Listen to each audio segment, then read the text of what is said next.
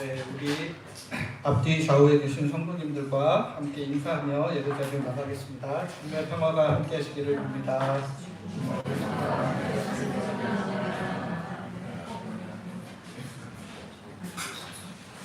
이제 묵상기도 하심으로 오늘 주일 예배를 하나님께 드리겠습니다.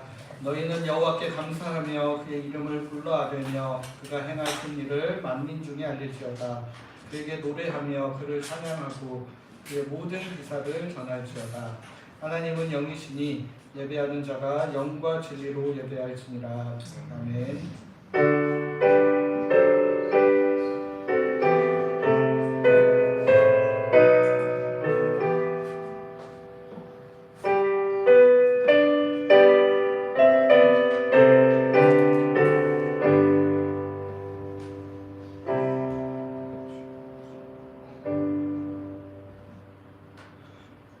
저희를 향해 오래 참으시고 기다리시는 하나님 아버지, 지난 한 주 부족했던 저희 삶을 용납하며 기다리시고 오늘 주님 앞에 불러주시어 사랑으로 품어주시니 감사드립니다.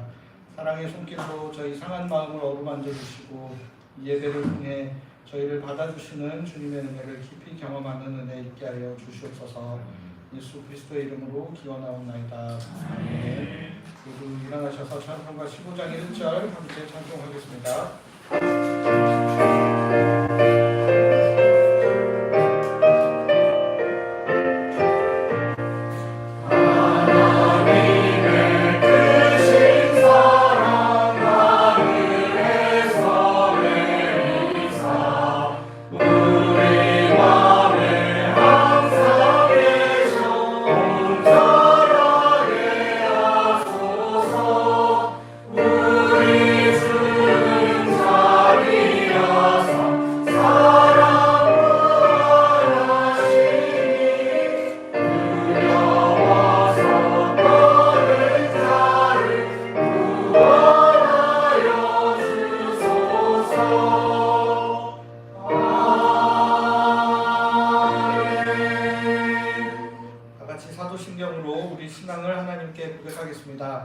나는 전능하신 아버지 하나님 천지의 창조주를 믿습니다. 나는 그의 일하신 아들 우리 주 예수 그리스도를 믿습니다. 그는 성령으로 잉태되어 동정녀 마리아에게서 나시고 본디오 빌라도에게 고난을 받아 십자가에 못 박혀 죽으시고 장사된 지 사흘 만에 죽은 자 가운데서 다시 살아나셨으며 하늘에 오르시어 전능하신 아버지 하나님 우편에 앉아 계시다가 거기로부터 살아있는 자와 죽은 자를 심판하러 오십니다. 나는 성령을 믿으며 거룩한 공교회와 성도의 교제와 죄를 용서받는 것과 몸의 부활과 영생을 믿습니다. 아멘.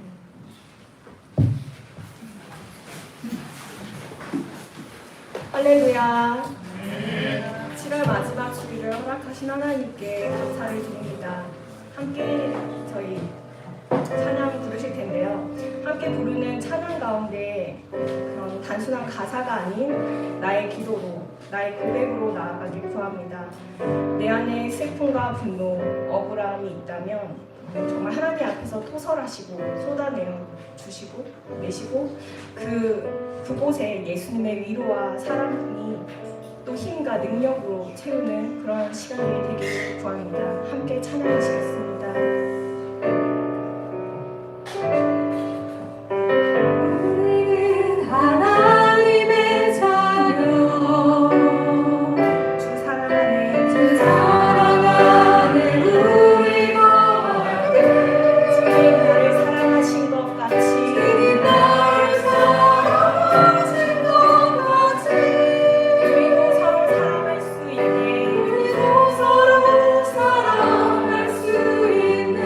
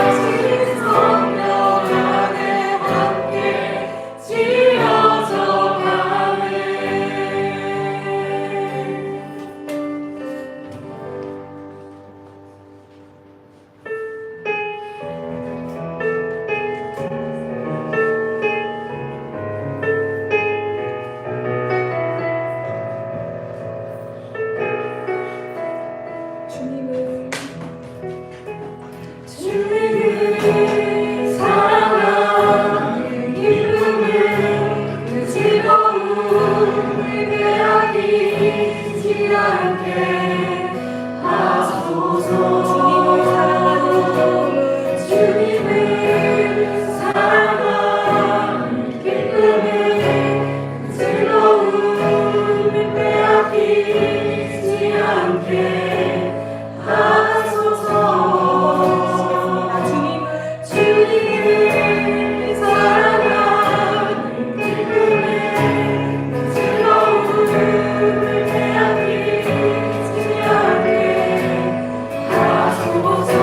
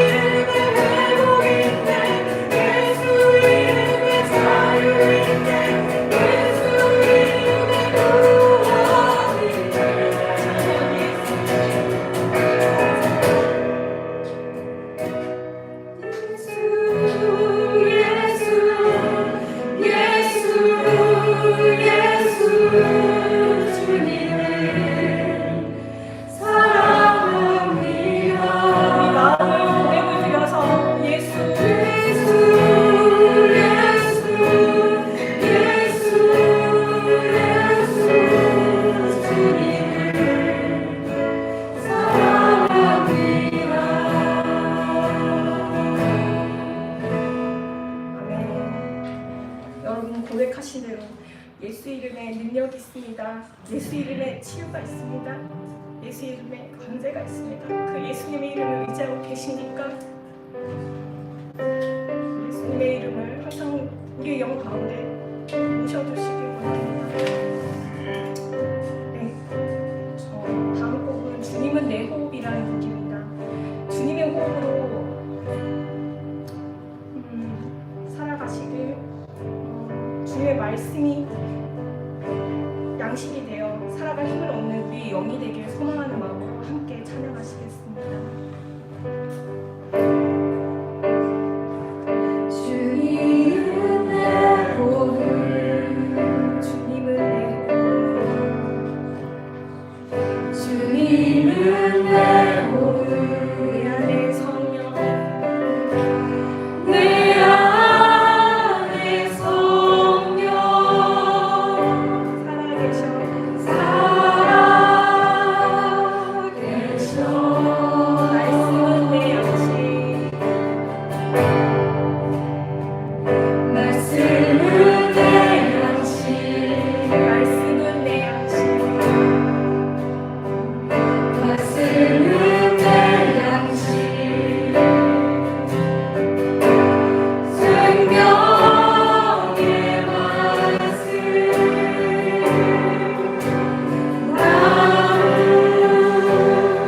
나누시네 나의 주 오 나의 주 난 너예요 시간 셀수 없네 오 주 없이 난 살 수 없네 한 번 더 부르셨습니다. 주님은 내요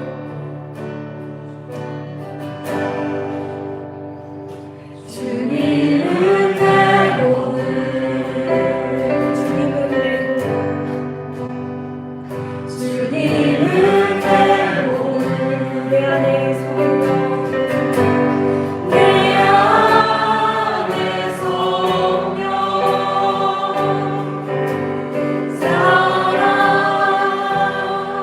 살아계셔 내 말씀은 내 양식 말씀은 내 양식 말씀은 내 양식 말씀은 내 양식 생명의 말씀 생명의 말씀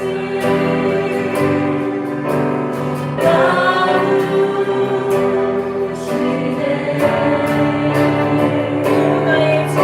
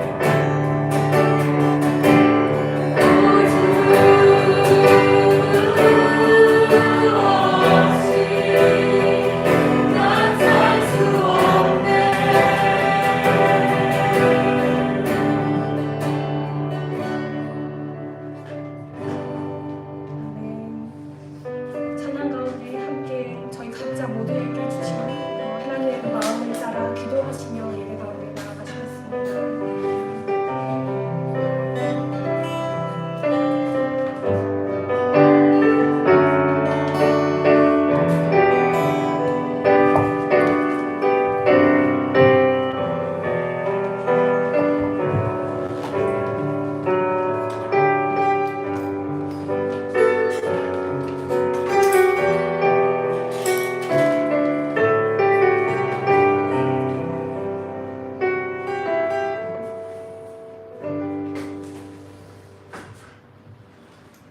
하나님 감사합니다. 오늘도 저희를 예수마을교회 공동체 예배로 불러주셔서 하나님의 말씀을 듣게 하시니 감사합니다. 오로지 눈에 보이는 것들, 자본의 가치로 계산 가능한 것들에만 집중하게 만드는 세상 속을 살아가는 저희를 예배라는 구분된 자리에 부르셔서 보이지 않으나 중요한 가치들, 하나님께서 보이시는 참된 소망과 진리를 구하게 하시니 감사합니다. 하나님, 저희는 예수님께서 십자가에서 흘리신 보혈로 구원 얻은 사람들이지만 지난 한 주간에도 저희 안의 죄성을 벗어나지 못한 채 하나님 앞에서 많은 과오를 범했습니다. 우리 안에 탐욕으로 인한 죄, 교만으로 인한 죄, 불신앙으로 인한 죄를 하나님 앞에 고백합니다. 이 시간 저희들의 삶을 정직하게 성찰하며 돌이키고자 하는 마음을 허락하여 주시고, 또한 우리 안에 선한 것이 없음을 인정하며 하나님의 도움을 구하는 겸손한 마음을 부어주시기를 기도합니다. 하나님, 우리가 속한 한국 사회를 위해 기도합니다. 한국 사회가 겉으로는 부유하고 풍족하지만 그 내면에는 수많은 갈등과 부조리가 있음을 봅니다. 돈에 많고 적음으로 옳고 그름을 환원하는 배금주의, 어린 시절부터 노년에 이르기까지 끊임없이 이어지는 경쟁, 양극단으로 치닫는 정치적 대립, 소수자와 약자에 대한 배제와 혐오를 비롯해 수많은 사회적 병리가 존재함을 봅니다. 하나님께서 이 한국 사회를 불쌍히 여기셔서 이와 같은 부조리를 치유해 나갈 수 있는 지혜와 힘을 이 교회 안에 허락하여 주시기를 기도합니다. 예수마을 공동체를 위하여 기도합니다. 공동체 안에 몸이 아픈 성도들을 하나님께서 특별히 기억하여 주십시오. 좋은 치료의 수단과 방법을 만나게 하셔서 몸의 연약한 부분이 속히 치료될 수 있도록 길을 열어주십시오. 정신적으로나 또 경제적으로나 긴급한 도움이 필요한 성도들이 있다면 필요한 은혜를 하나님께서 허락하여 주시기를 기도합니다. 여름을 맞이하여 멀고 가까운 곳으로 휴가를 떠나는 성도들을 기억하여 주셔서 풍성한 안식의 시간을 보내고 돌아올 수 있도록 인도하여 주십시오. 오늘 선포되는 말씀을 통하여 우리를 향한 하나님의 뜻을 깨달아 알 수 있도록 마음과 귀를 열어 주십시오. 선포되는 말씀을 그저 흘려보내지 아니하고 말씀 앞에 겸손하게 하시고 들은 말씀을 각자의 삶에 구체적으로 적용할 수 있도록 성령께서 저희를 이끌어 주십시오. 예수님 이름으로 기도합니다. 아멘.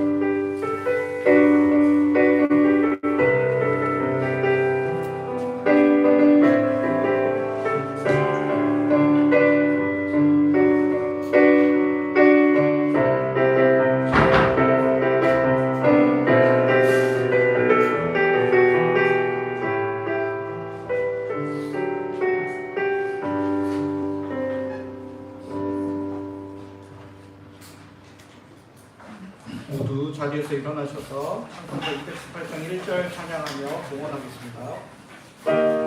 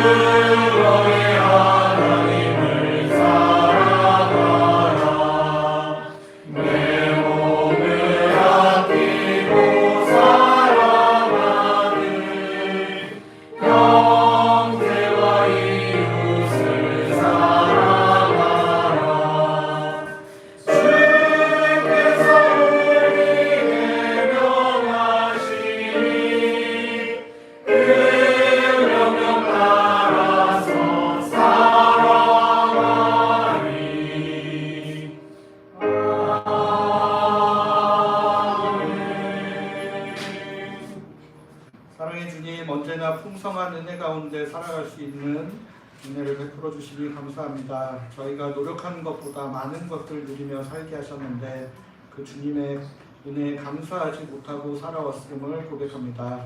이 예배를 통해 넘치게 부어주시는 주님의 사랑과 은혜를 깨달아 알게 하여 주시옵소서. 오늘도 이런 주님의 은혜에 감사하여 마음과 뜻과 정성을 다하여 준비한 예물을 주님 앞에 드립니다. 주님께서 예물 기쁘게 받아주시고 예물이 주님의 사랑을 나타내는 사역에 귀하게 사용되게 하여 주시옵소서. 저희의 삶을 언제나 지키시는 예수 그리스도의 이름으로 기도드립니다. 아멘.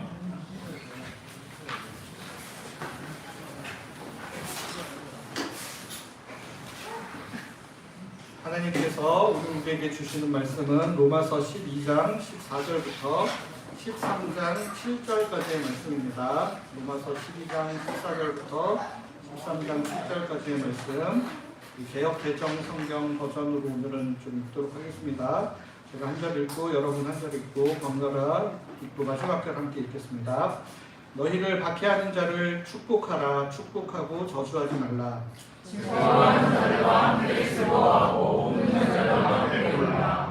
서로 마음을 같이 하며 높은 데 마음을 두지 말고 도리어 낮은 데 처하며 스스로 지혜 있는 척 하지 말라.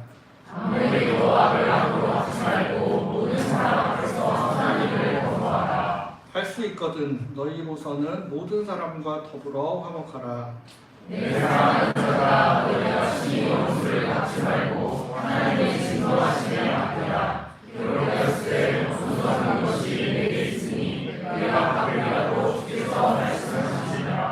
내 원수가 줄이거든 먹이고 목마르거든 마시게 하라. 그리함으로 내가 숯불을 그 머리에 쌓아 놓으리라. 각 사람은 위에 있는 권세들에게 복종하라. 권세는 하나님으로부터 나지 않음이 없나니 모든 권세는 다 하나님께서 정하신 바라.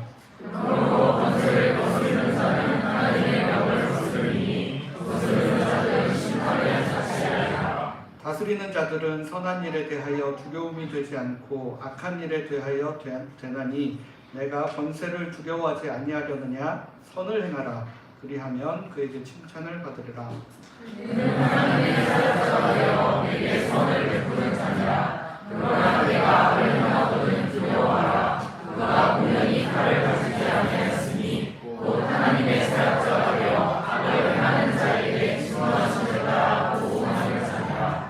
그러므로 복종하지 아니할 수 없으니 진노 때문에 할 것이 아니라 양심을 따라 할 것이라.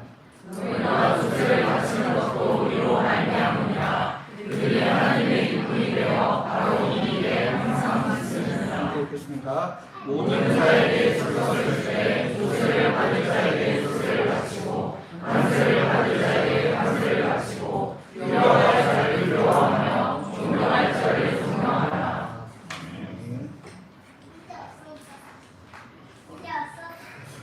우리 성경 구절 중에 오해를 불러일으키고 오해를 받는 성경 구절들이 있습니다. 이 구절들이 받게 되는 오해는 대부분 앞뒤 맥락을 고려하지 않고 잘라내어 읽었기 때문에 생긴 오해들인 경우가 많습니다.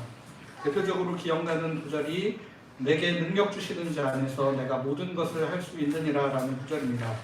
보통은 앞뒤 다 자르고 이 성경 구절 통해서 긍정의 힘 위에 자신감을 스스로에게 불어넣곤 합니다. 할 수 있다, 할 수 있다. 하나님께서 나에게 능력 주셔서 나는 모든 것을 해낼 수 있다라고 자기 암시를 하면 용기를 얻습니다. 그리고 여기에서 일반적으로 할 수 있다라고 하는 것은 내가 하고 싶은 것을 거기에 대입을 하는 경우가 굉장히 많습니다. 하나님의 뜻과는 상관없이 내가 바라고 소원하는 모든 것 할 수 있다, 할 수 있다. 하나님이 내게 능력 주셔서 다 할 수 있다. 이렇게 주문처럼 외우는 것입니다. 그러나 바로 앞구절만 읽어보아도 이 말씀이 여기서 말하고 있는 것이 무엇인지를 다시 한번 생각하게 됩니다. 여기서 할 수 있다라고 하는 것은 바로 앞구절 말씀에 따르면 내가 풍부함에도 처할 줄 알고 비천함에도 처할 줄 아는 일체의 비결을 배워서 풍부함에도 처할 줄 알고 비천함에도 처할 줄 아는 그렇게 모든 것을 할 수 있다라는 의미인 겁니다. 풍부에 처하더라도 하나님 앞에 교만해지지 않고 비천에 처하더라도 자족하며 살아갈 수 있는 능력을 바로 나에게 능력 주시는 하나님으로 인하여 모든 것들을 할 수 있다라는 의미인 것입니다. 그런데 이제 사람들이 앞뒤 문맥 다 자르고 읽다 보니 이 구절을 자기가 바라는 모든 일, 하나님의 능력 주셔서 해낼 수 있을 것 같은 자기 암시, 긍정의 힘의 구절로 사용하게 되는 것입니다. 오늘 우리가 함께 읽었던 로마서 13장 1절부터 7절까지 말씀도 대표적으로 많은 사람들에게 오해받는 구절 가운데 하나입니다. 이 말씀은 보통 독재 정권이나 악한 정부에서 그들의 악행에 저항하는 이들을 탄압할 때 사용하는 근거 구절로 많이 사용하였습니다. 정권에 야합한 성직자들이 이 말씀 구절을 들이대며 정권에는 아부하고 저항하는 이들을 정죄하는 데 이 구절을 사용하였던 것입니다. 그러니까 사실 오늘 말씀 여러분들 자세히 읽어보셔서 아시겠지만 1절부터 7절까지라도 제대로 읽으면 절대 그런 결론에 도달할 수가 없습니다. 그런데 성경 공독할 때는 1절부터 7절까지 다 읽어놓고 앞뒤 다 자른 다음에 1, 2절 말씀만 붙들고 설교하면서 악한 정부의 악행을 합리화할 때 이 구절들을 사용하는 겁니다. 우리 13장 1, 2절 말씀 보시면 각 사람은 위에 있는 권세들에게 복종하라. 권세는 하나님으로부터 나지 않음이 없나니 모든 권세는 다 하나님께서 정하신 바라. 그러므로 권세를 거스르는 자는 하나님의 명을 거스름이니 거스르는 자들은 심판을 자취하리라. 보시면 이 말씀만 딱 잘라놓고 보면 그들이 주장하는 게 딱 맞는 것처럼 보입니다. 모든 권세는 다 하나님께서 세우신 권세고 여기서 말하는 권세를 거스르는 것은 하나님의 명을 거스르는 것이고 그 권세에 맞서는 사람들은 심판을 불러일으키게 될 것이다. 이제 앞뒤 다 잘라놓고 이것만 보면 이제 악행을 저지르는 권력자들의 권세 또한 하나님께서 세우신 권세고 이 권세를 거스르는 것은 하나님을 거스르는 것과 똑같다라는 식으로 메시지가 선포가 되게 된다는 겁니다. 그런데 오늘 이 본문 또한 앞뒤 문맥의 내용을 잘 살펴보아야 합니다. 1절에서 7절까지 문맥도 잘 살펴야 되지만 특별히 오늘 함께 읽은 12장 14절부터 이어지는 12장 후반부의 말씀과의 연결고리를 특별히 잘 고려해야 된다는 겁니다. 그러니까 우리가 일반적으로 장을 이렇게 딱 나눠 놓으니까 12장 이야기는 12장에서 끝나고 13장은 13장부터 시작하는구나 라고 생각하지만 이 장절 구분이 생긴 것도 13세기, 16세기 돼서부터 시작한 거고 그 전에는 원래 말씀드린 이게 편지글이거든요. 편지글이니까 굳이 토막 내지 않고 하나의 쭉 완성된 글로 있었는데 우리가 끊어 읽다 보니까 오히려 이런 오해들을 증폭시켰다라는 겁니다. 오늘 12장 14절부터 13장 7절까지의 말씀을 이어서 살펴보면서 이 본문의 본래뜻, 이 본문 가운데 담긴 하나님의 마음을 찾아가 보도록 하겠습니다. 먼저 우리 로마서 4부에 해당하는 12장 1절부터 15장 13절까지 말씀 구조 다시 한번 보도록 하겠습니다.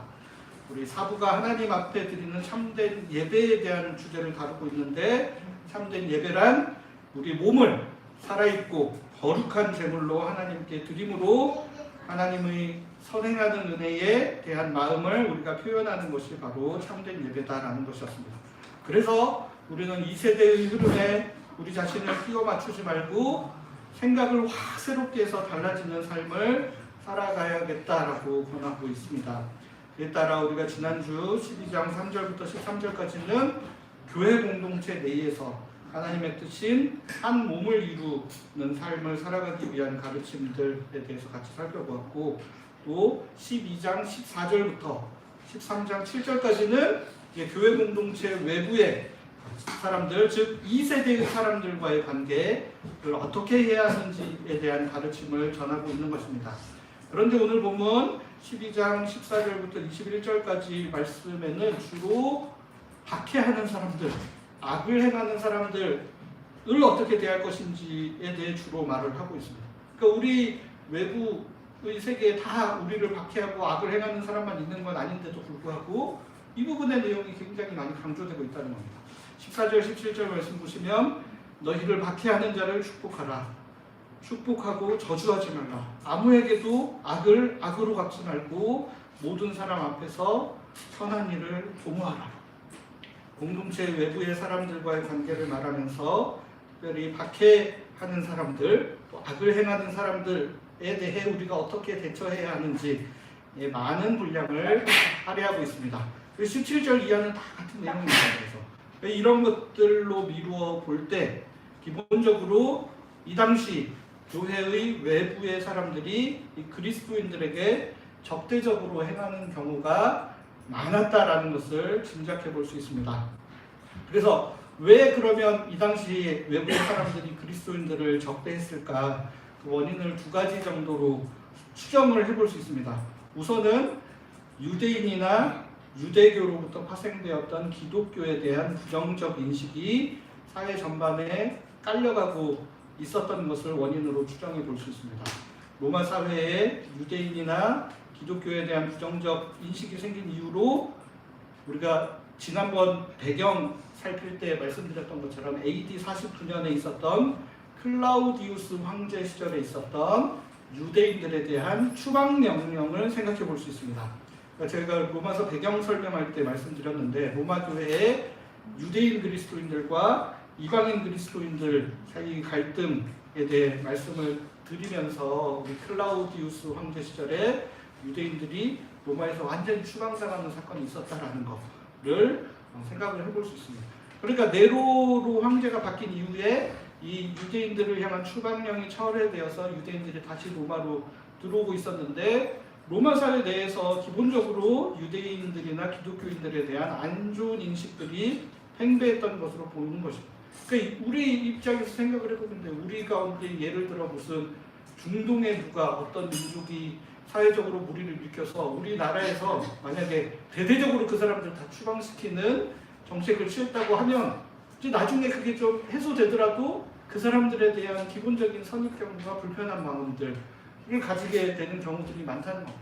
그래서 사실 우리 조선족이라고 하는 중국 동포들도 사실은 선량하고 열심히 살아가시는 분들이 훨씬 더 많아요. 훨씬 더 많은데 이제 그분들 중에 일부가 뭔가 보이스피싱과 같은 범죄를 행하고 뭐 흉악 범죄를 행한다는 뉴스가 나오면 그분들을 싸잡아서 굉장히 경계하고 좀 터부시하는 것들이 나타날 수 있듯이 당시 이제 유대인들이 추방 명령을 받았던 민족들이었기 때문에 그 유대교를 바탕으로 한 그리스도인들 또한 함께 좀 터부시하고 경계하는 분위기가 있었을 것이다라고 보는 사례가 하나 있고 또 다른 이유로는 우리가 일반적으로 생각할 수 있듯이 그리스도인들이 기본적으로 당시 황제 숭배를 적극적으로 거부하고 또 새로운 하나님 나라의 질서에 따라 자신들 나름의 삶을 이어가려는 태도를 보였기 때문에 그것으로 인해서 또 교회 외부 사람들이 그리스도인들을 향하여 적대적인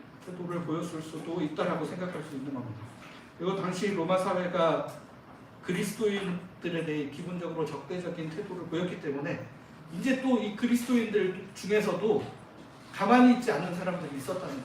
그래서 적극적으로 반발하고 대응하는 그리스도인들이 있었을 것이다라고 추정을 합니다. 왜냐?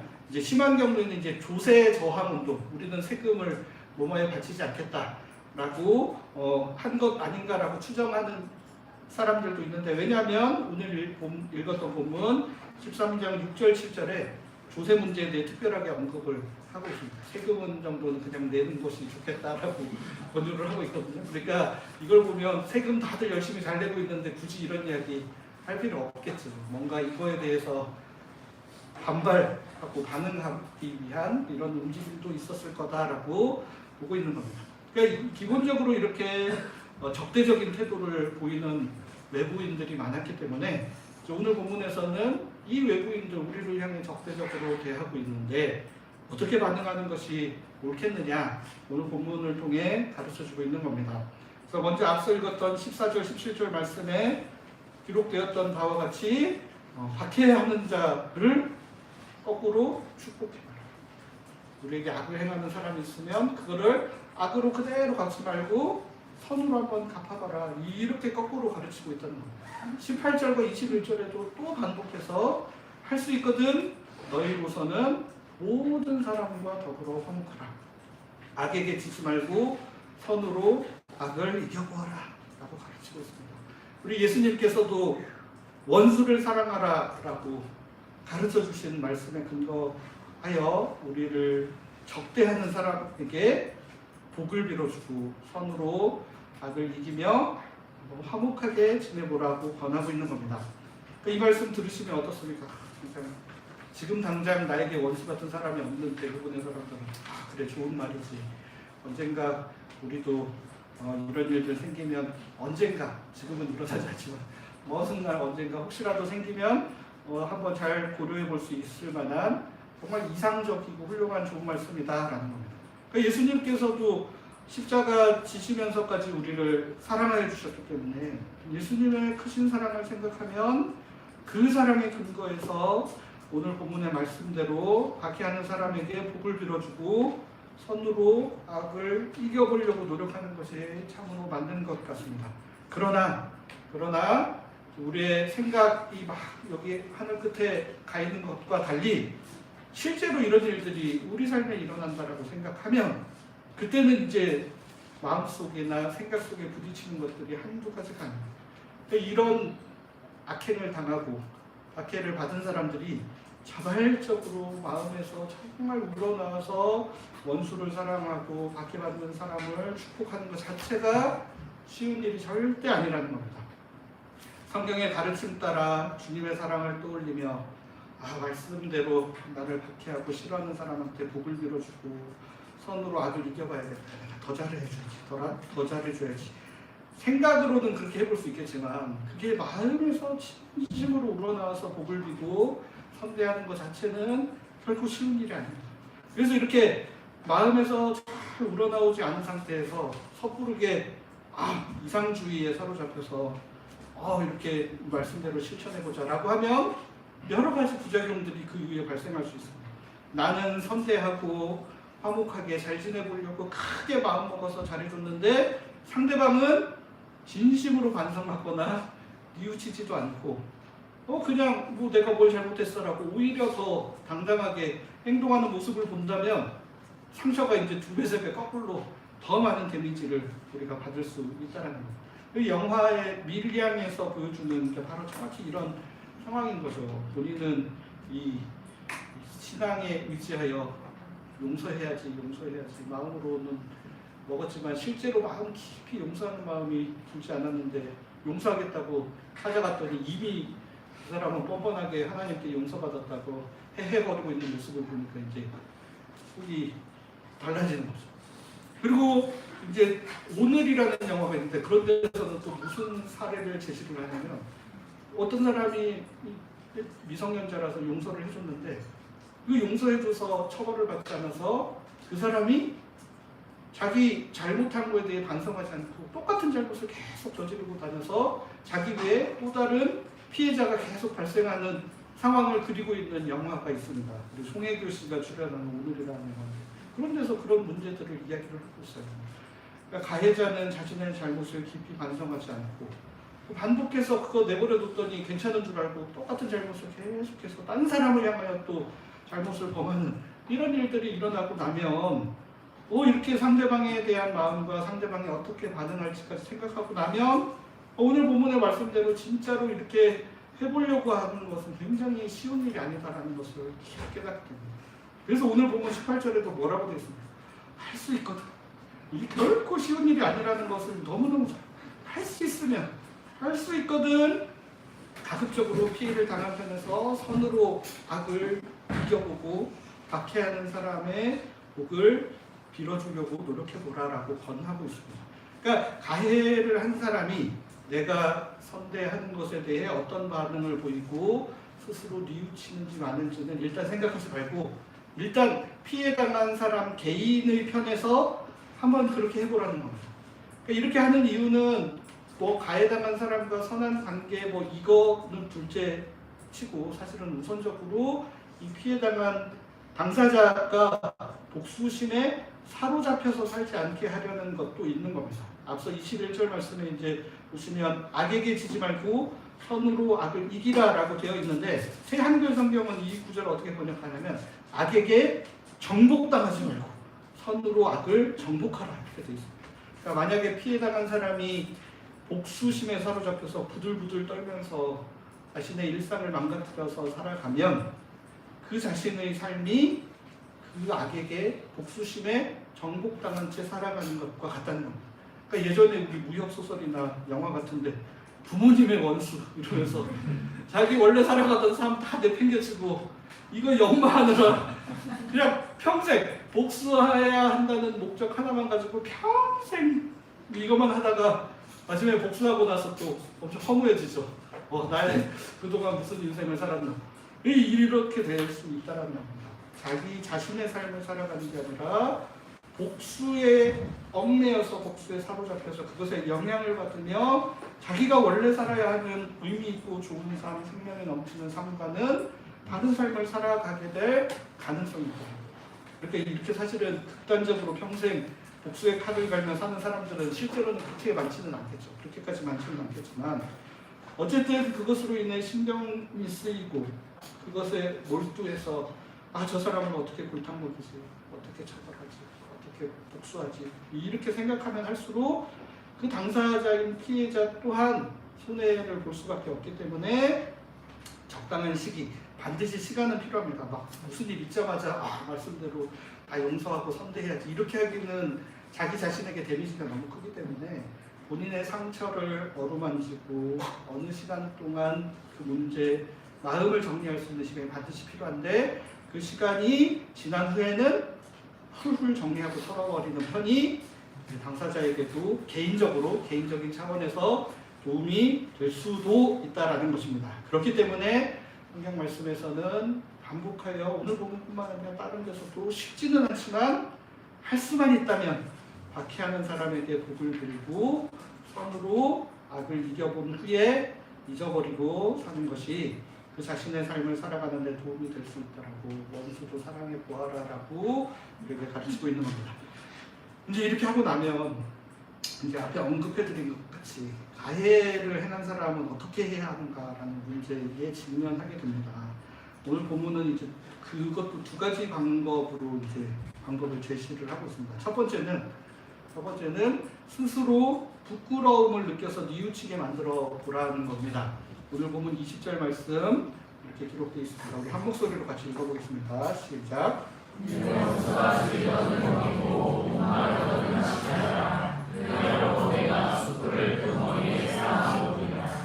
이 말씀은 이제 구약성경 잠언 25장 21절부터 22절에 있는 말씀을 그대로 인용하고 있는 겁니다.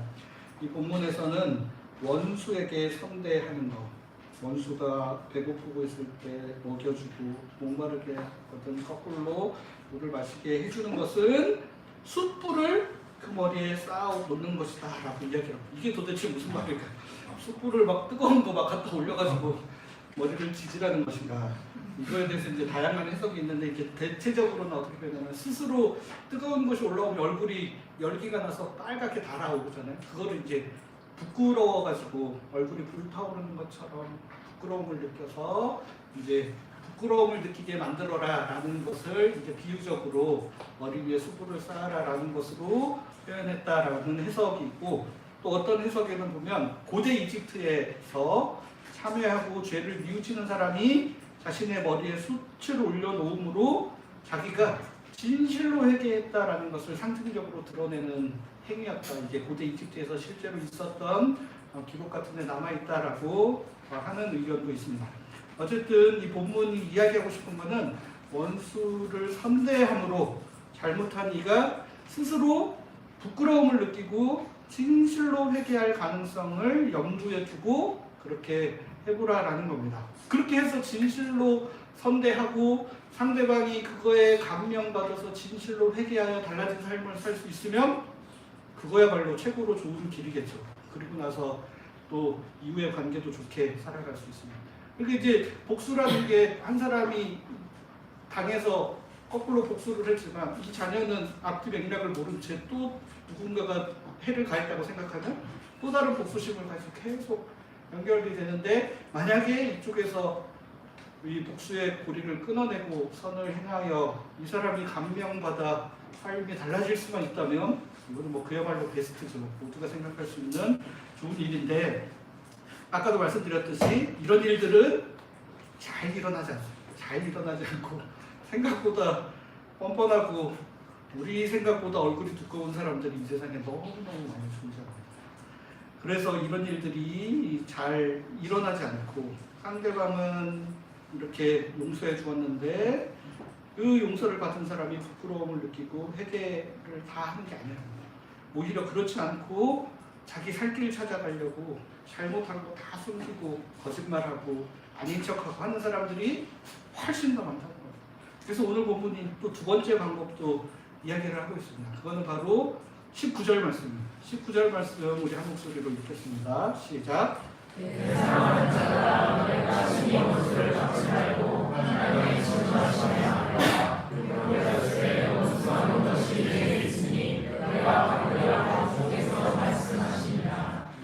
감사합니다.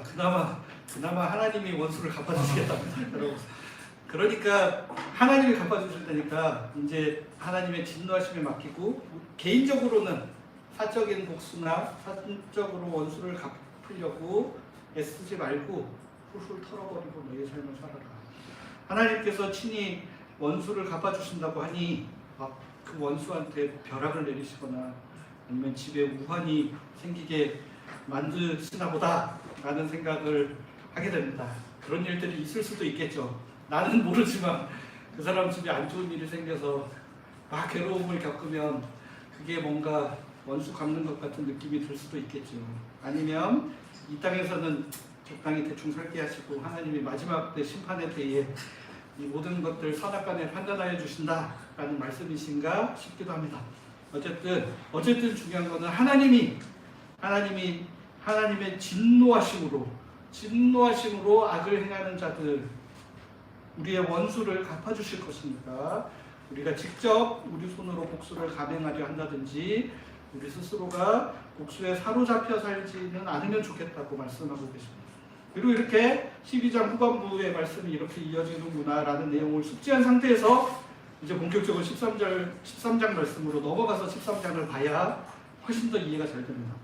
13장은 시작부터 앞서 1, 2절 말씀 읽었던 것처럼 갑자기 느닷없이 막 아름다운 이야기죠. 선으로 악을 이기고 원수를 사랑하는 이야기 하다가 느닷없이 위에 있는 권세들에게 복종하고 모든 권세는 다 하나님께서 정하신 것이다 라는 말씀이 나옵니다. 이제 앞에 이야기는 이리달락 싶고 새로운 이야기를 이어가는 것처럼 보입니다. 그러나 하나님께서 그렇게 권세를 세우신 이유가 뭔지 오늘 본문 4절 말씀입니다. 오늘 4절이 사실은 제일 중요한 말씀입니다. 4절을 우리 한 목소리로 읽겠습니다. 시작. 하나님의 사역자가 되어 생명을 주셨으나 너가 하나님을 두려워하라. 너가 분명히 가르쳐주지 아니하였으니 곧 하나님의 사역자가 되어 악을 행하는 자에게 진노하심을 따라 오만하는 자다. 하나님께서 그에게 권세를 부여하시고 그의 손에 칼을 쥐어주신 것은 그 권세를 통해 선을 행하게 하기 위함. 선을. 하나님의 사역자가 되어 여기 보시면 정확히 뭐라고 했는지 악을 행하는 자에게 진노하심을 따라 보응하는 자가 되어야 한다 라고 말하고 있습니다. 아까 진노하심을 따라 이게 어디에 나왔습니까? 12장 19절에 우리가 스스로 원수 받지 말고 하나님의 진노하심에 맡겨라 라고 이야기했다라는 것은 이 땅에서 칼을 쥐고 있는 권세 잡은 자가 하나님의 마음에 따라 악을 행하는 자들에게 하나님의 진노하심에 따라 보응하는 공권력을 이런 데 사용해야 한다라는 이야기를 여기서 오히려 하고 있더라고요. 이 12장 19절에서 우리가 친히 원수 갚지 말고 하나님의 진노하심에 맡기라고 했던 것처럼 여기서도 진노하심을 따라 보응. 그러니까 13장 1절부터 5절까지 말씀을 정리해보면 이겁니다. 바로 대전제이자 출발점은 뭐냐? 하나님께서 권세자들에게 권세를 부여하셨다는 겁니다. 그렇다면 이 권세는 누구로부터 온 거다? 하나님으로부터. 근데 하나님이 왜 이 권세자들에게 권세를 부여하셨는가 하면 악을 행하는 자에게 하나님의 진노하심을 따라 보응하게 하기 위해서라는 겁니다. 그렇기 때문에 우리는 위에 있는 권세들에게 복종하는 게 중요한 게 아니라 복종하면서 선을 행해야 한다는 거예요. 선을 행해야 한다. 만일 우리가 악을 행하면 하나님이 권세를 부여한 이 권세자들이 하나님의 진노하심을 따라 우리를 벌하시고 우리에게 보응할 것이기 때문에 그것을 두려워하면서 권세자들을 두려워해야 한다는 겁니다. 이게 바로 1절부터 5절까지의 내용인 겁니다. 그냥 덮어놓고 그냥 권세들한테 권세자들이 이거를 하든 저거를 하든 다 권세자들에게 순종하고 복종하고 쳐다만 보고 있으라는 얘기가 절대 아니라는 겁니다. 그러니까 이게 딱 한마디로 요약하면 권선징악. 권선징악. 하나님께서 부여하신 권세이니 하나님의 뜻에 따라 권세자들도 그 권세를 사용하는데 무엇을 위해? 선을 위하여 권세를 사용해야 되고 일반 국민들도 선을 행하는 삶을 살기 위해 애써야 한다는 게 여기서 제일 중요한 핵심 내용입니다. 이어지는 6, 7절 말씀에서 국가에 세금을 바치는 것도 이와 같은 원리 행해라라고 하는 겁니다. 그러니까 그런 의미에서 7절 말씀이 꽤나 의미심장하게 읽힙니다. 7절 말씀 보시면 모든 자에게 줄 것을 주되 조세를 받을 자에게 조세를 바치고 관세를 받을 자에게 관세를 바치고 두려워할 자를 두려워하며 존경할 자를 존경하라. 그러니까 조세 받을 자에게 조세를 바치고 관세를 받을 자에게 관세를 바치라. 여기까지만 읽으면 그냥 세금 열심히 잘 내라는 말인가 보다 라는 것처럼 보이지만 뒤에 이어지는 두려워할 자를 두려워하며 존경할 자를 존경하라 라는 말이 따라붙기 때문에 이 말씀이 좀 새로운 관점으로도 보인다는 겁니다. 그러니까 세금을 받는 권세자들은 마땅히 세금 받을 만한 존경받는 사람이 되어야 한다. 진짜 두려워할 만한 사람이 되어야 한다. 그리고 진짜로 두려워하고 존경해야 하는 하나님의 뜻, 진짜 누구를 두려워해야 하느냐. 여기 보시면 이 권세자들을 두려워하라는 이야기보다 사실은 이 두려워할 자를 두려워하고 존경할 자를 존경하라는 말이 권세자들에게 권세를 부여하신 하나님을 두려워하고 하나님을 존경하라는 말로도 해석될 수 있는 여지들이 있다는 겁니다. 그러니까 하나님의 뜻에 따라 정확하게 선을 행하는 자들을 격려하고 악을 행하는 자들에게 보응하는 것이 권세자들의 마땅한 역할이고 하나님께서 그들에게 권세를 주신 이유가 바로 그것 때문에. 그런데 우리가 많이 겪어왔듯이 만일 권세 잡은 자들이 선을 행하는 자들을 거꾸로 핍박하고 악을 행하는 자들을 눈감아주면 그때는 어떻게 합니까? 그런 권세들에 대해서도 1, 2절 말씀만 줄창 읊어대며 그 권세들에 무조건적으로 복종해야겠습니다. 절대 그래서는 안 된다는 거예요. 권세자들에게 권세를 부여하신 그 위에 계신 하나님의 뜻을 헤아려야 합니다. 하나님이 원하시는 선이 무엇인지를 헤아려야 합니다. 하나님이 선을 행하라고 하셨는데 하나님이 원하시는 선이 바로 무엇일까? 고아와 과부를 돌아보고 그들을 사랑으로 섬기는 게 바로 하나님의 선이 아니겠습니까? 자기네들 이 정한 원칙에 따라 뭐 법에 따라 뭐 어쩌고 저쩌고를 넘어서는 하나님의 선, 하나님의 선에 따라 무엇이 선한 것이고 무엇이 악한 것인지를 정확히 헤아리고 판단해야 된다는 겁니다. 나 자신의 유불리를 따지는 게 아닙니다. 내가 속해 있는 정치 진영의 이해관계를 따지는 것도 아닙니다. 하나님께서 말하시는 참된 공동선을 향한 길이 무엇인지를 정확하게 판단할 줄 아는 안목이 있어야 합니다. 그리고 그 하나님의 뜻에 어긋나는 방향으로 권세가 만약에 행사되고 있다면 하나님께서 또 다른 권세를 부여하신 시민들의 권세로 그 권력자들을 끌어내려야 한다는 겁니다. 왜냐? 지금 있는 권세자들보다 하나님께서 더 위에 계시기 때문입니다.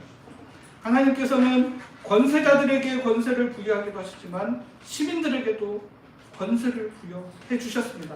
대한민국 헌법 1조 2항에도 대한민국의 주권은 국민에게 있고 모든 권력은 국민으로부터 나온다 정의하고 있습니다.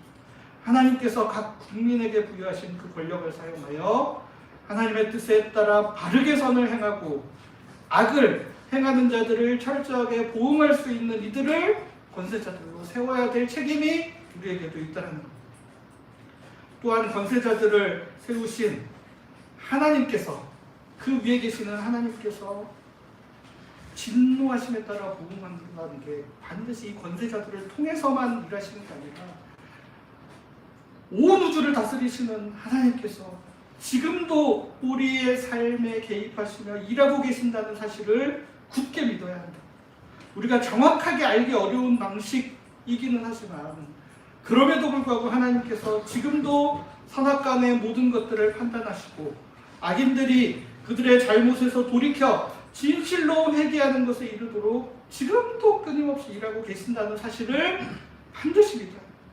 이 믿음이 있어야 우리가 악을 선으로 이길 수 있고 우리를 박해하는 자들을 선대할 수 있는 힘이 생기는 겁니다. 그러니까 내 입장에서는 지금 내 기준으로 나에게 잘못을 행한 저 악인이 벌받고 괴로워지는 것이 하나님의 심판이 바르게 집행되는 것이라고 생각하지만 하나님 입장에서는 그들이 진실로 돌이켜 회개에 이르게 되는 것이 더 근본적인 변화이기 때문에 하나님의 방법대로 변화를 이끌어 가신다.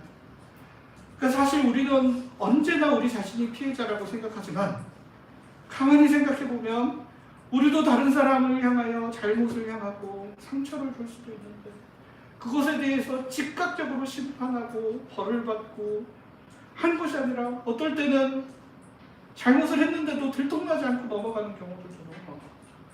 잘못을 했는데도 그 즉시 벌 받지 않고 어물쩍 넘어갔던 일들이 너무너무 많이 있었다는 것을 생각하게 되면 이 하나님께서 우리를 즉각적으로 심판하지 않고 한 번 더 기회를 주시는 것이 얼마나 감사한 일인지 생각을 해볼 수밖에 없어요. 중요한 것은 뭐냐?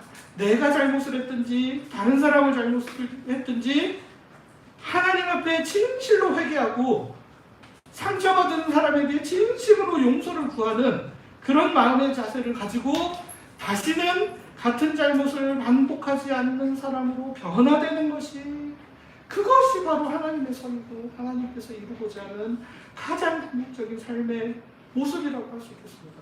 지금 당장 나한테 위해를 가한 사람이 골탕 먹고 잘못되고 벌받는 거 보면 순간의 카타르시스는 느낄 수 있겠지만 그것으로 인하여 사람이 변화되지 않는다면 어떻게 하면 그 사람이 변화될 수 있을까? 혹시라도 내가 그 악에 대해 선으로 반응했을 때 혹시라도 그가 부끄러움을 느껴 변화될 수 있을 가능성이 있을까? 하나님이 지금 당장 그를 벌하지 않으시고 참고 기다려주심으로 혹시라도 돌아올 때까지 기회를 주시잖아요. 그럼에도 불구하고 마지막까지 돌아오지 않는 사람들에게는 하나님의 심판이 있을 거다라고 성경에서 이야기하고 있기 때문에 그 하나님의 일하심을 믿는 믿음이 우리 가운데 있어야 합니다.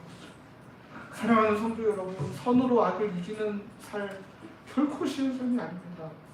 머리로 생각하기도 어렵지만 삶으로 구현해내는 것은 훨씬 더 어렵습니다. 우리가 상상했던 것보다 훨씬 더 어렵습니다.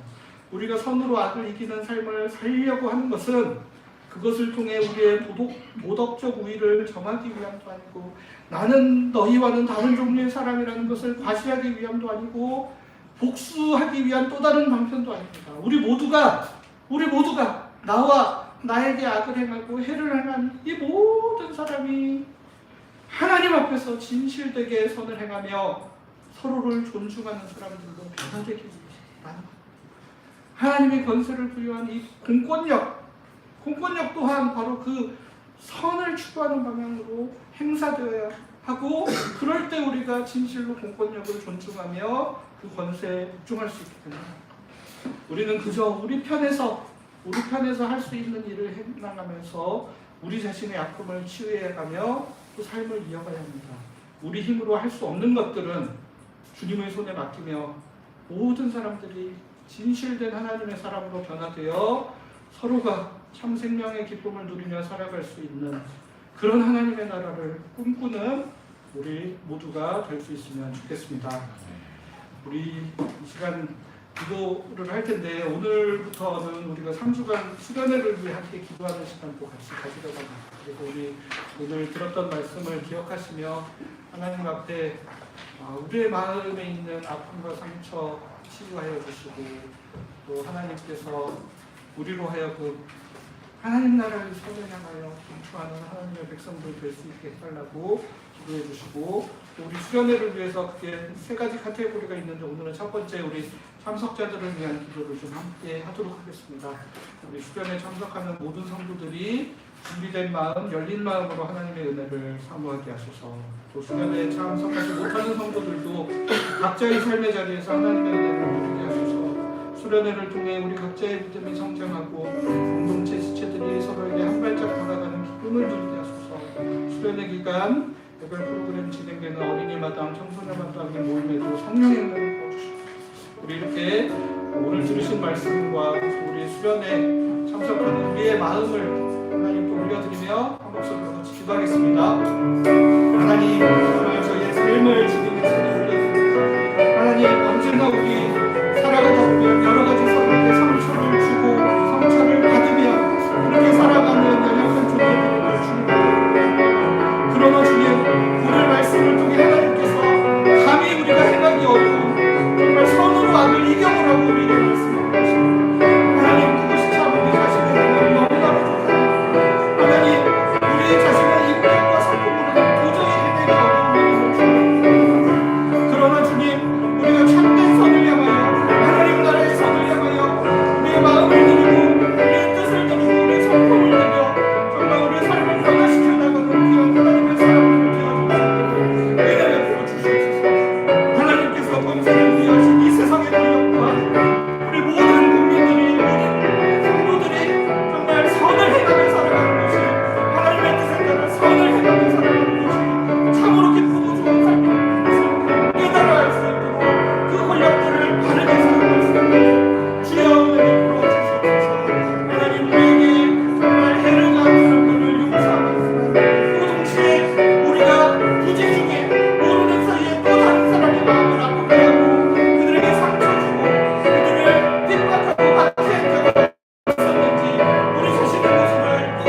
돌아올 수 있게 해주셔서 하나님 그 하나님의 말씀 가운데 정말 우리가 참으로 변화되어서 진심으로 회개하고 돌이키는 일들이 일어날 수 있게 하여 주시옵소서. 우리에게 박해를 가한 이들에게 성령의 충만함을 위하여 그들의 마음을 일으키고 하나님 앞으로 진실한 삶을 향하여 나아올 수 있는 귀한 하나님의 백성들 될 수 있도록 주여 은혜 베풀어 주시옵소서. 또한 우리 수련회를 위하여 주님 앞에 감사의 기도를 올려드립니다. 주님, 우리가 2년에 한 번 전도연 수련회를 위하여 함께 먹고 자고 정말 함께 생활하며 하나님의 말씀을 집중하여 듣고 우리의 마음을 하나님께로 올립니다. 주님, 우리가 준비된 마음, 열린 마음으로 수련회에 참여할 수 있도록 주님, 저희의 마음을 준비시켜 주시옵소서. 불가피한 상황으로 수련회 참석하지 못하는 성도들이 있습니다. 하나님, 그들의 마음 또한 지켜주셔서 그들의 마음에 정말 아쉽고 서운한 마음 생기지 않도록 주님, 각자의 삶의 자리에서도 하나님의 은혜를 동일하게 경험할 수 있는 은혜를 허락하여 주시옵소서. 하나님의 수련회를 통하여 우리 각자의 믿음을 성장하고 우리 공동체 지지들 서로에게 한 발씩 더 나아갈 수 있는 끈끈한 사랑의 교제가 일어나는 수련회 될 수 있도록 주여 은혜를 풀어 주시옵소서. 우리 어린이 마당과 청소년 마당의 모임에도 성령의 은혜를 부어주시고 하나님 이 모든 수련회가 온전히 하나님께 영광을 돌리는 수련회, 우리에게 참된 기쁨이 있는 수련회가 될 수 있도록 주여 지금부터 우리의 마음을 준비시켜 주시고 우리가 매일매일 하나님 앞에 기도하며 기대하는 마음으로 주님 앞에 나아갈 수 있도록 주여 은혜를 풀어 주시옵소서. 하나님께서 우리 수련회를 사랑하여 주셔서 우리 공동체가 영적으로 한 단계 더 나아갈 수 있는 터닝 포인트로 삼아주시고 이 귀한 시간을 하나님 앞에 거룩한 산재를 드리는 정성스럽게 준비하여 정성스럽게 우리 모든 성도들을 주님 앞에 나아갈 수 있는 놀라운 은혜의 잔치가 주님 은혜를 주시옵소서. 사랑의 주님, 주님께서 우리에게 사랑을 말씀하셨지만 우리 마음에 사랑을 행할 능력이 없음을 주님 앞에 고백합니다. 성령의 능력이 아니고서는 도저히 선을 행할 능력이 없고 우리에게 악을 행하는 자들에게 선을 베풀 능력이 없음을 주님 앞에 고백합니다. 성령께서 우리의 마음을 움직여 주셔서 상한 마음을 치유하여 주시고 긍휼한 마음으로 상대에게 선을 행할 수 있는 귀한 마음 가질 수 있도록 주여 은혜 베풀어 주시옵소서. 우리 모두가 하나님께서 예비하신 선을 향하여 참된 생명의 삶을 향하여 나아가는 사람들 되게 하여 주시옵소서. 하나님, 또한 저희가 전교인 수련회를 앞두고 저희 마음을 주님께 올려드리며 기도하였습니다. 무엇보다 저희가 기도하며 기도로 준비하며 기대하는 마음으로 주님 앞에 나아가게 하여 주시옵소서. 주님께서 저희를 위해 예비하신 하나님의 특별한 은혜를 누리게 하여 주시고 성도들과 귀한 사랑의 나눔이 있는 수련회 되기를 소망하며 기도하오니 주님께서 준비하는 모든 과정 처음부터 끝까지 함께하여 주시옵소서. 또한 여러 가지 사정으로 함께하지 못하는 성도들과 또 한 장소에서 개별 프로그램으로 함께하는 어린이마당, 청소년마당의 일정 외에도 하나님의 동일한 은혜를 부어주시옵소서. 저희 수련회가 하나님께 영광이 되고 우리 성도들을 더욱 깊이 사랑할 수 있는 수련회 되기를 간절히 바라며 예수 그리스도의 이름으로 기도드립니다. 우리 모두 자리에서 일어나셔서 화성의 찬양 찬송가 288장 함께 신청하겠습니다.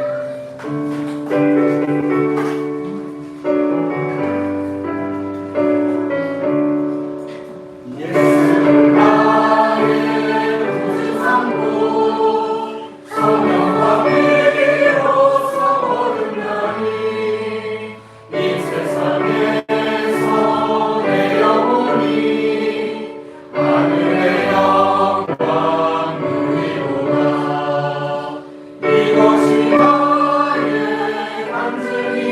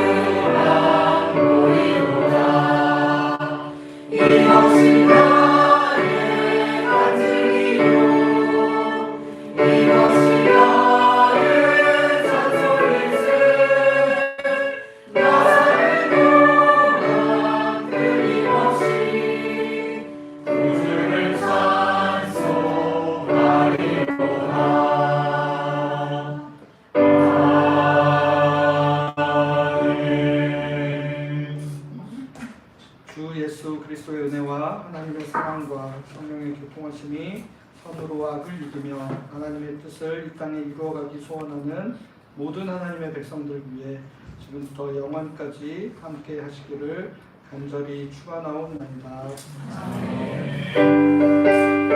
아멘.